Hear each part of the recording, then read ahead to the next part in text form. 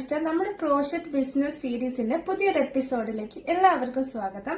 അപ്പൊ നിങ്ങൾ crochet business start ചെയ്യാൻ ആഗ്രഹിക്കുന്ന ഒരാളാണെങ്കിൽ അല്ലെങ്കിൽ ചെറിയ തോതിൽ ചെയ്യുന്ന ഒരാളാണെങ്കിൽ നിങ്ങൾക്ക് ഹെൽപ്ഫുൾ ആയിട്ടുള്ള കുറച്ച് വീഡിയോസ് ആണ് ഈ ഒരു സീരീസിലൂടെ ഞാൻ ഉദ്ദേശിക്കുന്നത്.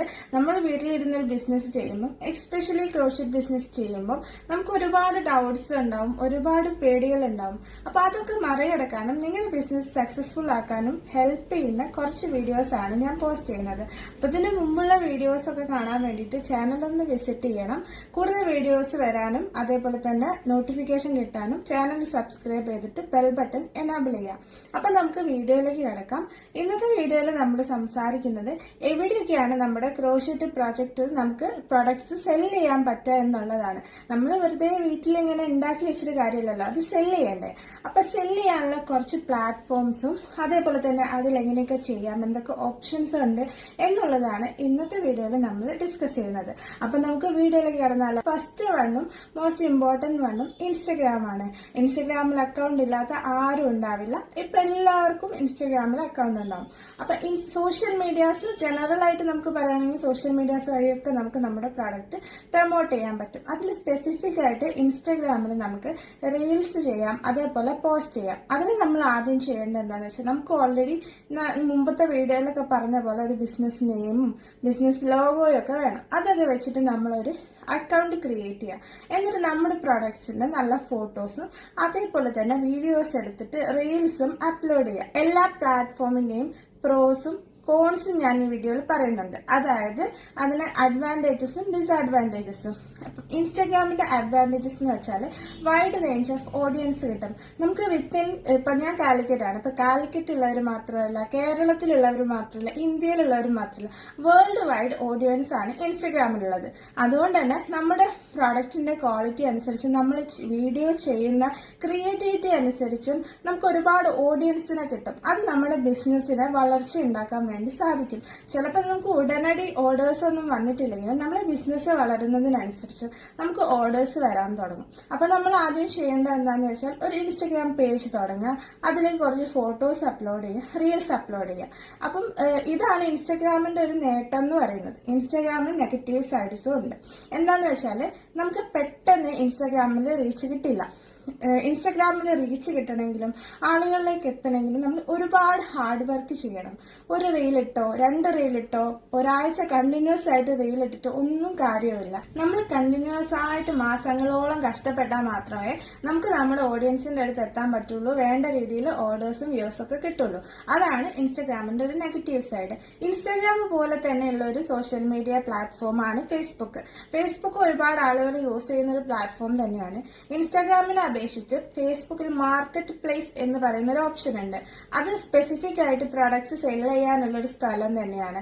അപ്പൊ നമ്മൾ മാർക്കറ്റ് പ്ലേസിലേക്ക് അപ്ലോഡ് ചെയ്യുന്ന സമയത്ത് നമ്മുടെ ഒരു ഏരിയയിലുള്ള അല്ലെങ്കിൽ അറ്റ്ലീസ്റ്റ് നമ്മുടെ ഡിസ്ട്രിക്റ്റിലോ അല്ലെങ്കിൽ നമ്മുടെ ചുറ്റുപാടുള്ള ഡിസ്ട്രിക്ട്സിലോ ഒക്കെ ഉള്ള ആളുകളിലേക്ക് കൂടുതലായിട്ട് നമ്മുടെ പ്രൊഡക്ട്സ് ഇമേജസ് പോകും. അപ്പൊ ഇതുവഴിയൊക്കെ എങ്ങനെ ഓർഡർ സ്വീകരിക്കാന്ന് വെച്ചാൽ ഇപ്പൊ ഇൻസ്റ്റഗ്രാമിലാണെങ്കിൽ ഡയറക്റ്റ് മെസ്സേജ് ഓപ്ഷൻ ഉണ്ട്, ഫേസ്ബുക്കിൽ ഡയറക്റ്റ് മെസ്സേജും അതേപോലെ തന്നെ മെസ്സഞ്ചർ വഴി നമുക്ക് മെസ്സേജ് അയക്കാൻ പറ്റും. അപ്പൊ ഒരാൾ ഇൻട്രസ്റ്റഡ് ആണെങ്കിൽ അവർ നമുക്ക് മെസ്സേജ് അയക്കുന്നതിലൂടെ നമുക്ക് അവരുടെ അടുത്ത് നിന്ന് ഡയറക്റ്റ് ആയിട്ട് ഓർഡർ സ്വീകരിക്കാം. ഗൂഗിൾ പേ വഴി ട്രാൻസാക്ഷനും കാര്യങ്ങളൊക്കെ ചെയ്യാം.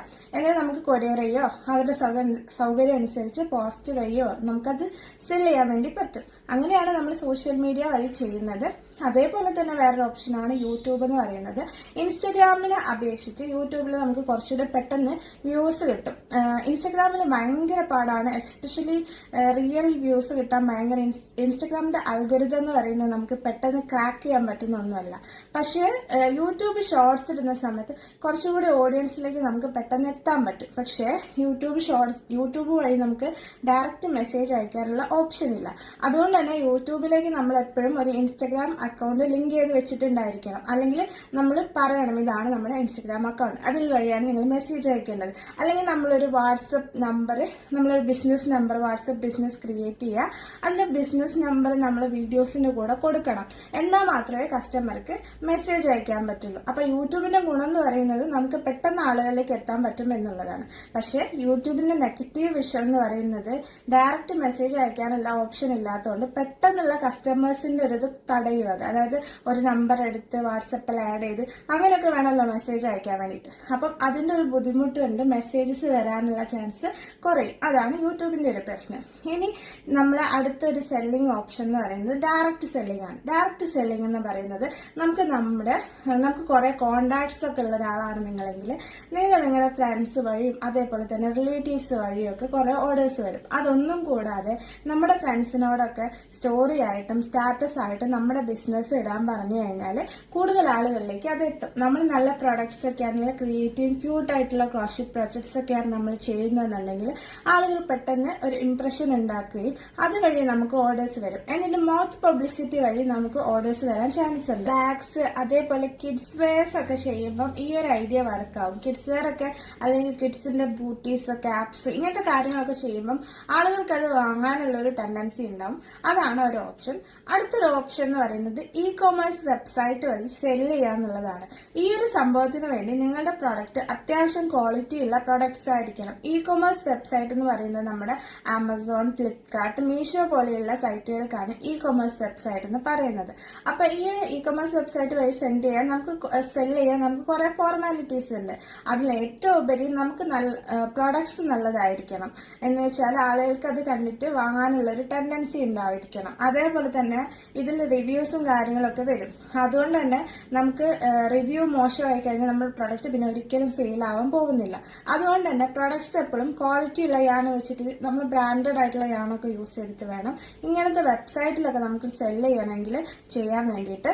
അപ്പം അതിലെങ്ങനെയാ സെല് ചെയ്യാന്ന് വെച്ചാൽ നമുക്ക് ഡയറക്റ്റ് അക്കൗണ്ട് ക്രിയേറ്റ് ചെയ്ത് നമ്മുടെ ഡീറ്റെയിൽസ് ഒക്കെ വെച്ച് കഴിഞ്ഞാൽ നമുക്കൊരു മീഷോ അക്കൗണ്ടും ഫ്ലിപ്കാർട്ട് അക്കൗണ്ടും ഒക്കെ തുടങ്ങാൻ പറ്റും. ഇതിന്റെ ഒരു ഗുണം എന്ന് പറയുന്നത് വൈഡ് റേഞ്ച് ഓഫ് ഓഡിയൻസിലേക്ക് നമ്മുടെ പ്രൊഡക്റ്റ് എത്തും.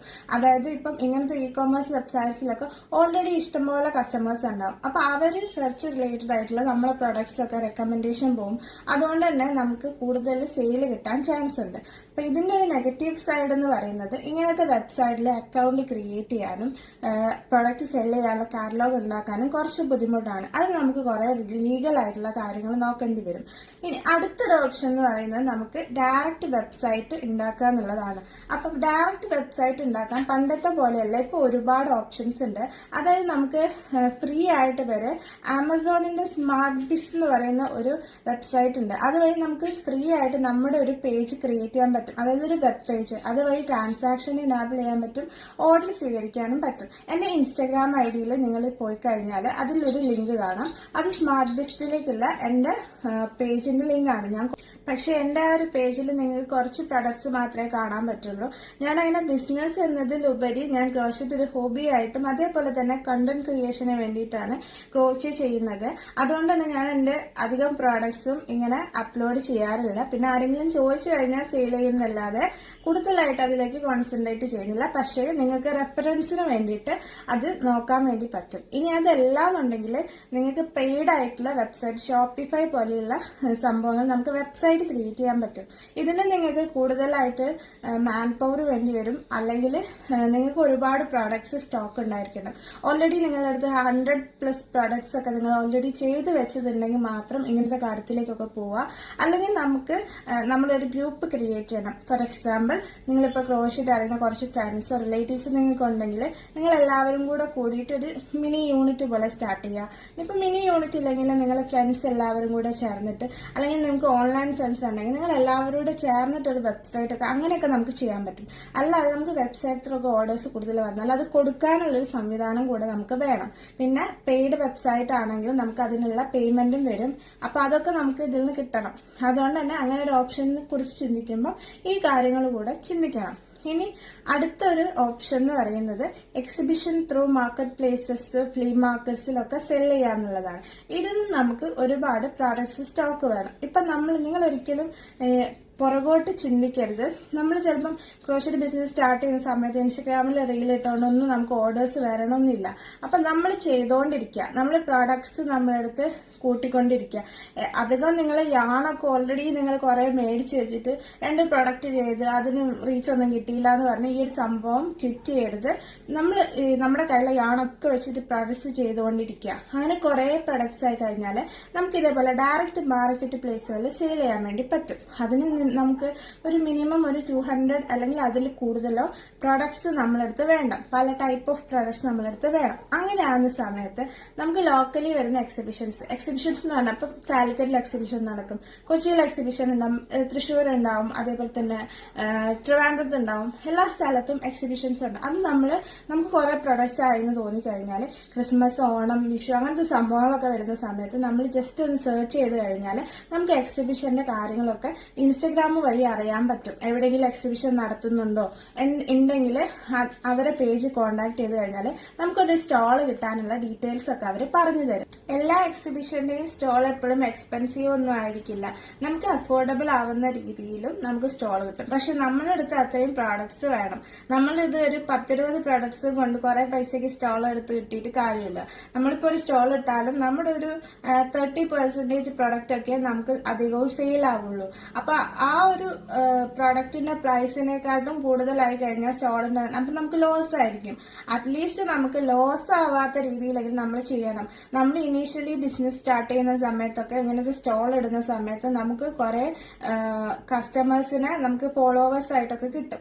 അവര് അപ്പൊ ചിലപ്പോൾ മേടിച്ചിട്ടില്ലെങ്കിൽ ചിലപ്പോൾ ഭാവിയിൽ എപ്പോഴെങ്കിലും നമ്മുടെ അടുത്ത് പർച്ചേസ് ചെയ്യാൻ വേണ്ടി ചാൻസ് ഉണ്ട്. അപ്പൊ നമുക്ക് സ്റ്റോൾസ് ഒക്കെ ഇടുമ്പോൾ നമ്മുടെ QR കോഡും കാര്യങ്ങളൊക്കെ വെച്ച് കഴിഞ്ഞാൽ നമ്മുടെ സോഷ്യൽ മീഡിയാസിലേക്കൊക്കെ നമുക്ക് കൂടുതൽ ആളുകൾ വരും. അതിനനുസരിച്ച് ഫോളോവേഴ്സ് കൂടുതൽ വരും.